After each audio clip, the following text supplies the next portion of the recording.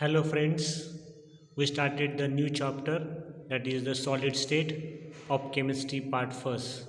In the first video, we discussed about the crystalline and amorphous substances. We also discussed about the properties shown by crystalline substances as well as the amorphous substances. Now, in this video, we'll see the classification of crystalline solids. Crystalline solids are classified into four main types, that is, first ionic solids, second covalent solids, third is metallic solids, and fourth is molecular solids. So, let us start one by one and we'll see in brief how these solids are, we can say, defined. Let us see the first type of the solid, that is the crystalline solid, that is ionic solids. Ionic solids are formed between the ions of opposite charges and the repulsion between the ions of same charges. Means when the ionic solids are formed, that time there is a attraction between the ions of opposite charges and repulsion between the ions of the same charges. These solids are hard but brittle and they have high melting point. They are insulators in solid state, but they become conductors in the molten or we can say aqueous solutions. It means when this solid substances, this ionic solids converts into aqueous solution or we can say in the molten form, then they conduct electricity. Otherwise, they are act as a insulator. They are soluble in polar solvents but insoluble in non-polar solvent. Example, that is common salt, NaCl, LiF, that is lithium fluoride, magnesium oxide, zinc sulfide. So all these substances where we can say that they are formed between the opposite charges of the we can say ions.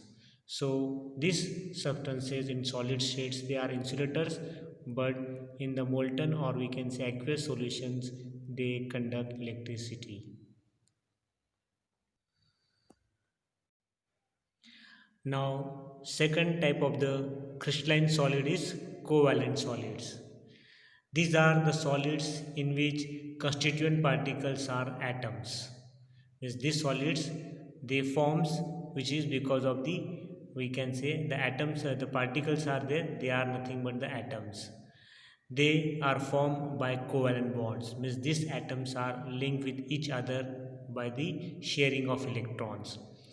These are also called giant solids or also called network solids. These solids are hard, brittle, and have high melting point. Mostly, these solids are there, they are used as semiconductors.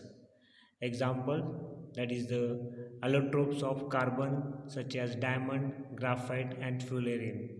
This example here we can say the example of crystalline solid.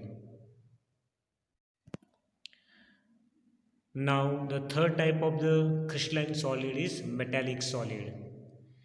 These are crystalline solids in which the constituent particles are positively charged metal ions in the sea of electron.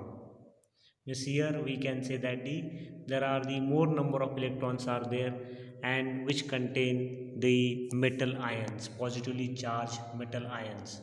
They are floating in the sea of these electrons. That are the we can say metallic solids. There is a metallic bond between that we can say metallic ions one.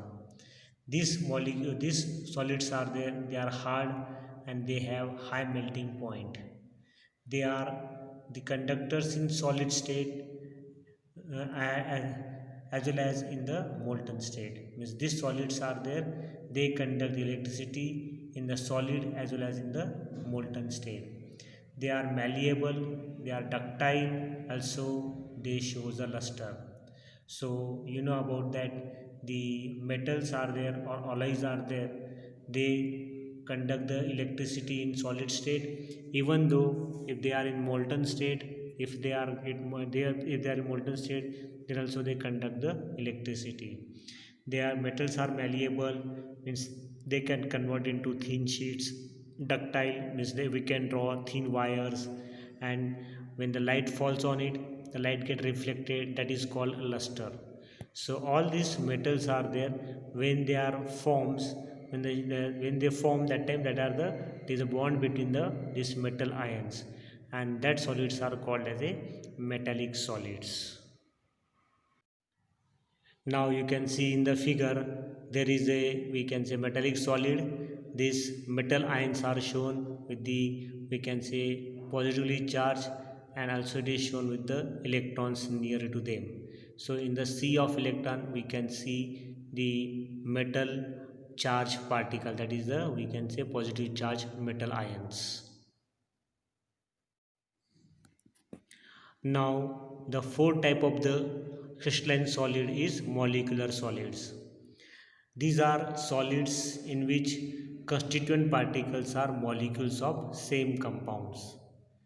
According to the type of molecules involved in the crystals and nature of intermolecular force of attraction, there are these molecules are there, these molecular solids are there, further classified into three types, such as,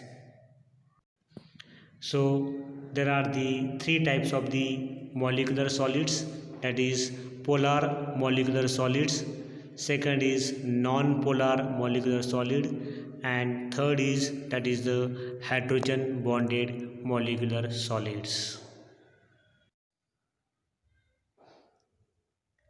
Let us see the first, polar molecular solids. These solids possess permanent dipole moment. These solids are there, they are soft and they are insulators. As the bonding is relatively weak, they show low melting point. Yes, these polar molecular solids are there. In that, the bonding is weak, so they show low melting points. They possess permanent dipole moment. Also, they are soft and they are insulators. Examples, we can say HCl, and also we can say SO2. So many examples we can take. You find out these examples about the polar molecular solids. Now the second molecular solid, that is the second type of the molecular solid, that is non-polar molecular solids. These solids are soft, they are also, we can say, insulators, they do not conduct electricity. Their melting points are very low. These non-polar molecular solids are formed by interplay of weak dispersion forces. In between the, we can say that the particles of this solid, there is a weak dispersion forces are there, also called as a London forces. These non-polar solids are there, molecular solids are there, they show low density and they are volatile. Example, carbon dioxide, hydrogen, Cl2, methane, carbon monoxide. Now carbon monoxide is the, we can say that the least non-polar one. It also, we can say that the shows the non-polar molecular solids one. Now the third type of the molecular solid is hydrogen bonded molecular solid. In this hydrogen bonded molecular solid, the molecules are there. In that molecule, they contain the hydrogen, and this hydrogen is linked to the electronegative atom like fluorine, oxygen, or nitrogen. Since here hydrogen bonding is present and that bonding is weak, so these solids have low melting point, and at room temperature this solid exists in liquid or gaseous state. These solids are, again we can say, non-conductor of electricity. So students, go through the video and write the questions asked on this given topic. So find out the first, see the classification of solids one, see the types, how they are classified one, see the how molecular solids are classified one, and write the answers. Okay, thank you.